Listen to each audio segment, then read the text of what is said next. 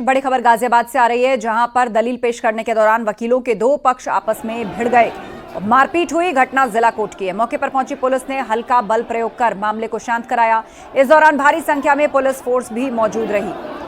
अमित राणा से इस पर अपडेट लेते हैं। अमित, ताजा हालात क्या है वहां के? बिल्कुल आस्था जी, आपको बताना चाहूंगा, ये पूरा मामला गाजियाबाद के जिला न्यायालय का है, जहां पर जिला जज के यहाँ पर एक इसी मामले को लेकर सुनवाई चल रही थी। वहीं कुछ वकीलों का कहना था कि जिला जज की तरफ से कोई बदतमीजी उनके साथ की गई।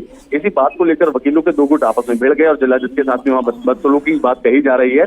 वहां पर हालात इस कदर बिगड़ गए, वहां हाथापाई की नौबत आ गई और वहां जमकर हाथापाई भी हुई है। जिसके बाद मौके पर पहुंची कविनगर पुलिस ने जाकर वहां पे मामले को संभालने की कोशिश की, लेकिन वकीलों का जो आक्रोश था वो बढ़ता हुआ देखते हुए पुलिस को हल्का सा बल प्रयोग वहां पर करना पड़ा, जिसके बाद वकीलों को तितर-बितर किया गया है।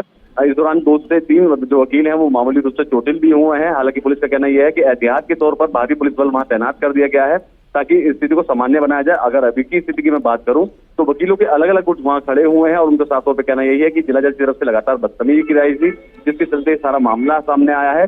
जिरह के दौरान ये सारी बातें उठकर आई थी, जिसके चलते बात सिर्फ कहासुनी तक नहीं रही, उसके बाद मारपीट तक पहुंची, जिसके बाद पुलिस को भी वहां पहुंचना पड़ा और मामले को संभालना पड़ा। हालांकि अगर अभी स्थिति की बात करूं तो अभी स्थिति एकदम सामान्य वहां की बताई जा रही है। जी, किस मामले की सुनवाई चल रही थी जिसमें जिरह के दौरान वकील आपस में एक दूसरे पर मारपीट पर उतर आए?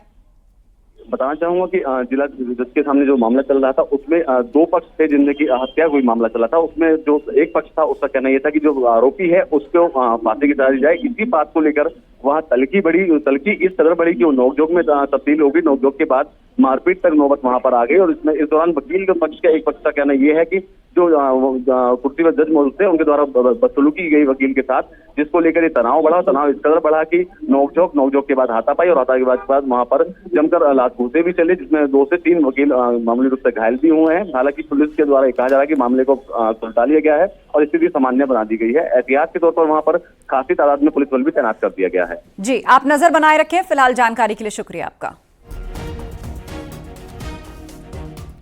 और खबर बुलंदशहर से है। परिषदीय स्कूल में छात्राओं को मुर्गा बनाकर सजा देने का आरोप है। वीडियो भी इसका सामने आया है। हालांकि न्यूज़ 18 इस वायरल वीडियो की पुष्टि नहीं करता है। दावा किया जा रहा है कि स्कूल नहीं जाने पर मुस्लिम टीचर ने हिंदू छात्राओं को मुर्गा बना दिया। वीडियो के आधार पर बीएसए ने जांच के आदेश दिए। मामला विकासखंड ऊंचा गांव क्षेत्र का है। तो आरोप है कि यहां पर छात्राओं को मुर्गा बनाकर सजा दी गई। हालांकि ये वीडियो कब का है, कहां का है, न्यूज़ 18 इस वीडियो की पुष्टि नहीं करता, लेकिन ये वीडियो वायरल है और बीएसए ने कहा जा रहा है इस मामले में जांच के आदेश दिए हैं।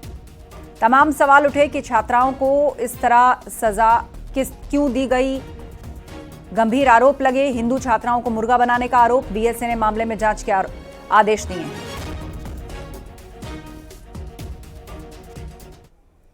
बस्ती में बीजेपी के पूर्व सांसद और असम प्रभारी हरीश द्विवेदी ने विवादित बयान दिया। उन्होंने कहा हिंदू धर्म के लोग धनतेरस पर सनातन धर्म को मनाने वाले लोगों से ही सामान खरीदें। साथ ही यह भी कहा कि विशेष समुदाय के कुछ कट्टरपंथी अपने समाज से हिंदुओं की दुकान से सामान खरीदने की अपील कर रहे हैं। उसी के जवाब में हमने हिंदुओं से अपील की है कि धनतेरस पर हिंदुओं की दुकान से ही सामान खरीदें।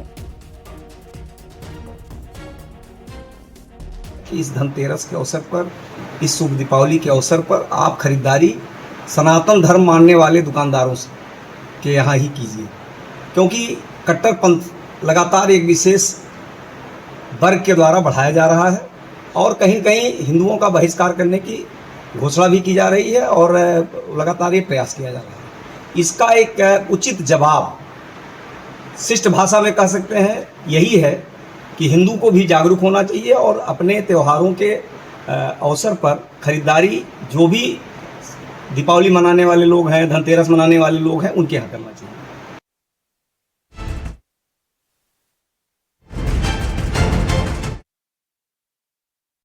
महाराष्ट्र के पूर्व मंत्री बाबा सिद्दीकी के विधायक बेटे जीशान सिद्दीकी को जान से मारने की धमकी मिली है और उसके साथ ही सलमान खान को भी धमकी दी गई है।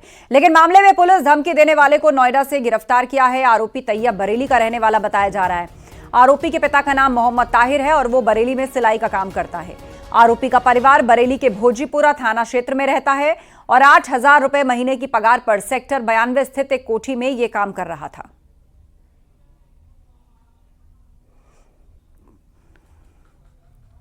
पुलिस ने जीशान सिद्दीकी और सलमान खान को धमकी देने वाले आरोपी तैयब को गिरफ्तार कर लिया। 39 थाना क्षेत्र में मौजूद है, यहीं से गिरफ्तारी हुई है और अब सीधे कोर्ट ले जाया गया है। आपको बता दें, कोर्ट में मुंबई पुलिस ट्रांजिट रिमांड लेगी और उसके बाद मुंबई में पूछताछ करेगी। फिलहाल जो शुरुआती जानकारी मिली है उसके मुताबिक आपको बता दें, तैयब सेक्टर 92 में एक पेंटर का ठेका लेकर काम कर रहा था 8,000 रुपए का, और बताया जा रहा है उसने मुंबई कंट्रोल रूम पर मैसेज किया था और धमकी दी थी, जिसके बाद मुंबई पुलिस ने नोएडा पुलिस से संपर्क साधा था और अब उसको गिरफ्तार कर लिया गया है।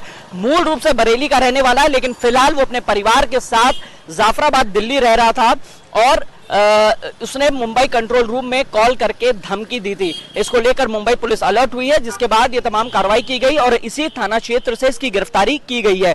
मोहम्मद तैयब इस वक्त सेक्टर 92 में काम कर रहा था, ठेका लिया हुआ था 8,000 रुपए का और यहां पर वो काम कर रहा था, जिसके बाद उसकी गिरफ्तारी की गई है। अब तमाम चीजों की जानकारी मुंबई पुलिस भी जुटाएगी, जिसमें कि क्या ये किसी गैंग मेंबर से जुड़ा हुआ है या नहीं, इसके अलावा उसने किसके इशारे पर यह कॉल किया था, इन तमाम चीजों की तफ्तीश अब उससे मुंबई में की जाएगी। कैमरामैन विपिन के साथ हिमांशु शुक्ला, न्यूज़ 18 नोएडा।